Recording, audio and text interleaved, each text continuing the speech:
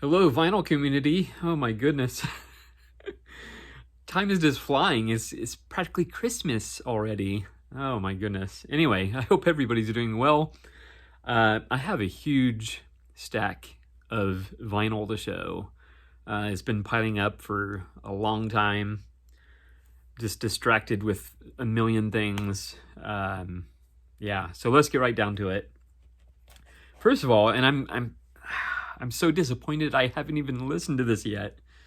But I did pick up Michael P. Dawson's Paleozoic on vinyl. Excited about that. I have one of his other albums on CD. So I was very excited to see that he also has music on vinyl. And it comes with a custom guitar pick. How cool is that? And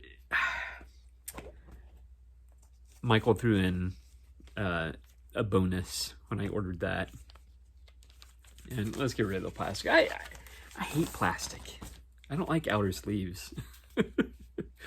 The Wild Bowl, a composition for electronic music synthesizer by Morton Subotnick. On None Such. Very cool. I haven't had a chance to listen to this either.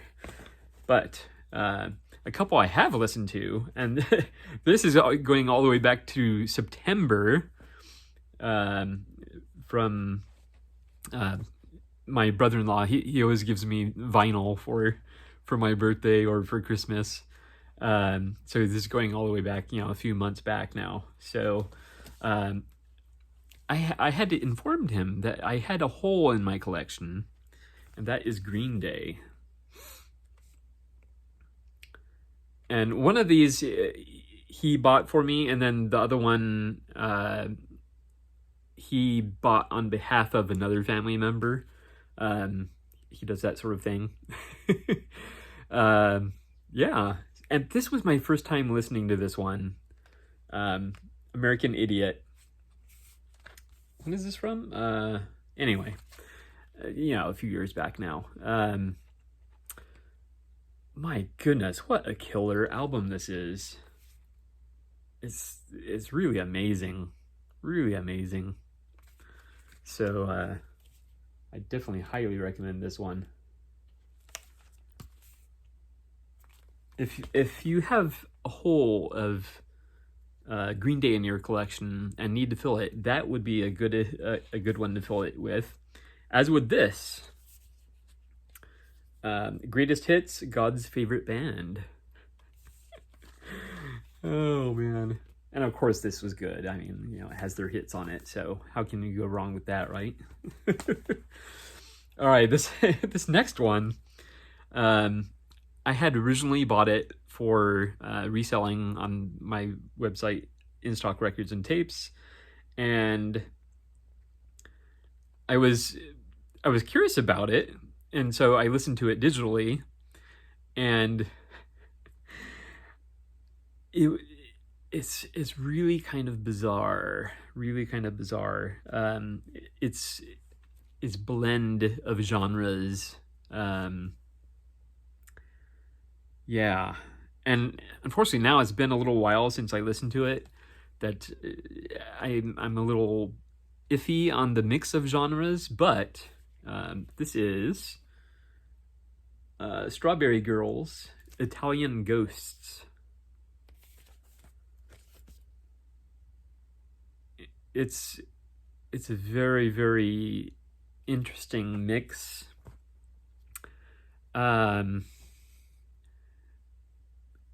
Perhaps leaning towards progressive rock and hard rock, and yet they throw in, I think there was some R&B in there, and maybe a little bit of math rock, and it's just kind of all over the place, and I loved it. So yeah, I decided to keep this for myself. Oh, now this is going back. This was a pre-order. So this kind of tells you how far back these records go. This was a pre-order, and I received it. I think I actually didn't get it the day it was released. I think I ended up getting it maybe a day or two later. Fiona Apple fetched the bolt cutters. Oh my goodness. You probably already know by now that this is an amazing, amazing album. It's just very, very, I don't want to say raw. That's not the right word. Yeah, words. I don't know. It kind of sounds like she recorded it at home, which could be the case because it was in the midst of, the lockdown, I guess. But it sounds like it was recorded at home. At one point in one of the songs, you even hear dogs barking in the background. And, obviously she left that in there intentionally, or maybe she put it in there intentionally. I don't know, but that's the feeling you get, that it's just something she recorded at home, yet the production quality is good. It sounds great. And it's a fantastic album. I highly recommend it. If you have not listened to this yet, please do. It's amazing. All right. So one of the artists I like to collect and doesn't get enough love in the vinyl community, I think, is Dexter Gordon. So this is Blows Hot and Cool. And I haven't listened to it yet. Yeah, but thrilled to pick that up. This one I did listen to, and it was very, very good. A Swingin' Affair. These were picked up cheaply on Amazon. Dexter Gordon is definitely one of the artists I like to collect, so thrilled to pick those up. This was another pre-order, and this goes back, and I originally didn't show it because the copy I received had a flaw in it that basically caused it to, I think it was a skip. So I was very disappointed, but they sent me another copy. So it is Emery, White Line Fever. Emery's basically an emo band. Yeah, I first discovered them on mp3.com, when mp3.com used to have independent artists, and you could download the mp3s on there, and yeah, basically you were buying the music essentially directly from the artists. It's sort of like Bandcamp. It was kind of like a precursor to Bandcamp, actually. And yeah, so I discovered them on there before they were even signed to a label, and had supported them. So I've been a longtime fan. They've had many albums since then. This being the latest from this year. Yeah, it was from this year. Really good. I love everything they do. So if you like emo at all, definitely check them out.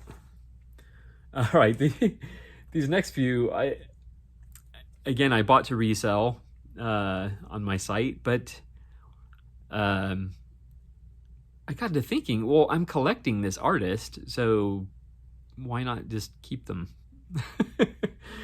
I got them cheaply, so Miles Davis, Ascenseur pour l'échafaud, lift to the scaffold. I believe, yeah, basically a soundtrack. So, yeah, excited about that. Then we have Working with the Miles Davis Quintet, featuring John Coltrane.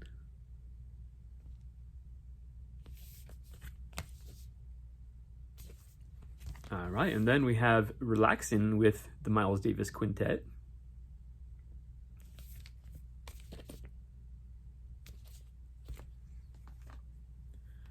All right, these next three, the next three came from Matt and I met up. I went down to see his new house and his listening room, and we went out to lunch, and went to a record store. So it was Spindles Music Shack in Temecula, California. So these next three came from there. Of course, my favorite jazz musician is Chet Baker, so I was thrilled to pick these up. This is Sings and Plays.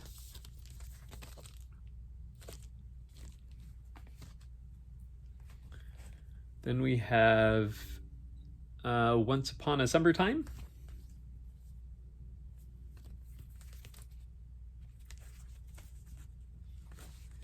These, the prices were a little up there. Spindles is definitely not one of the cheaper record stores I've been to, but the prices were reasonable though. And I looked them up online, and I would have ended up paying more online. So then we have You Can't Go Home Again. And is this open? Yeah.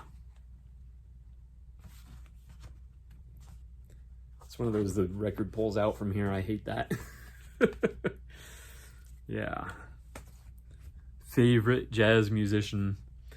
Okay, these next two come from a recommendation by Hannah. And unfortunately, I don't even remember the name of the record store that was selling these, but it's a record store that she likes to support. So I went to the site, and they were having like a 50% off sale or something like that. So I picked these two up. Don't laugh. I'm one of my heroes actually is Mr. Rogers. So when I saw this on there, a new repress of a Mr. Rogers album, I could have cried. So it's such a good feeling. The best of Mr. Rogers. So pleased to see that they're still releasing his music. Actually, one of my most popular videos is I had played both sides of one of his other albums, and I've received like a ton of views and the most amazing comments on it, of people thanking me for posting it. And yeah, so I'm probably going to do that with some more, but this one I don't know that I'll be able to, because since it's been re-released, maybe it's being protected, if you know what I mean. And then also from that company, I want to say it was Blue Dog or Blue Moon or something like that. Hopefully, I don't know that she watches my channel, and I so sporadically post these days. But in the event she sees this, perhaps she'll chime in and remind me what the name of the company was.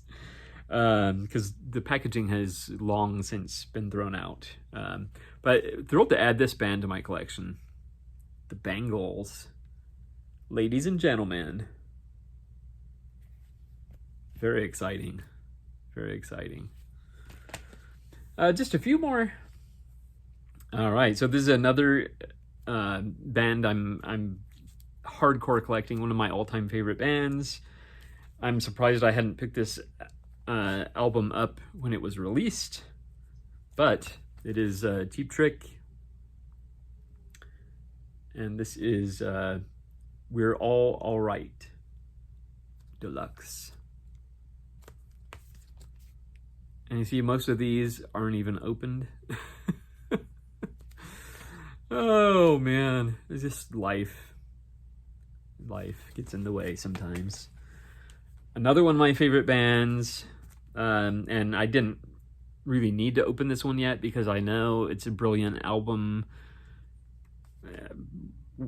Certainly one of my top 10 bands. definitely. And I'm surprised I'm just now picking this album up.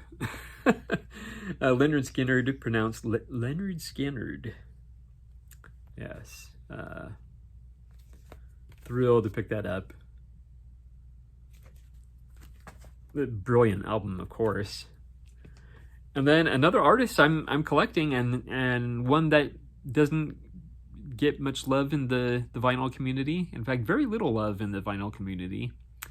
But I'm a huge fan, and I will pick up all of his music. I have a good bit of his music, but he has quite a few albums. So, and this one, in customer reviews, it doesn't get a lot of love, primarily because it's cover songs. So this is John Mellencamp, Other People's Stuff.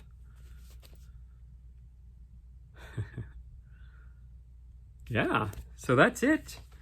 Whew, a lot. I tried to breeze through it to keep it under 20 minutes, and I succeeded. So anyway, thank you so much for watching. I hope everybody's doing well. And yeah, perhaps I'll see you next time. I did, just to throw it out there, I won another mini disc, which I'll be showing in a future video, with my very, very, very slowly growing mini disc collection.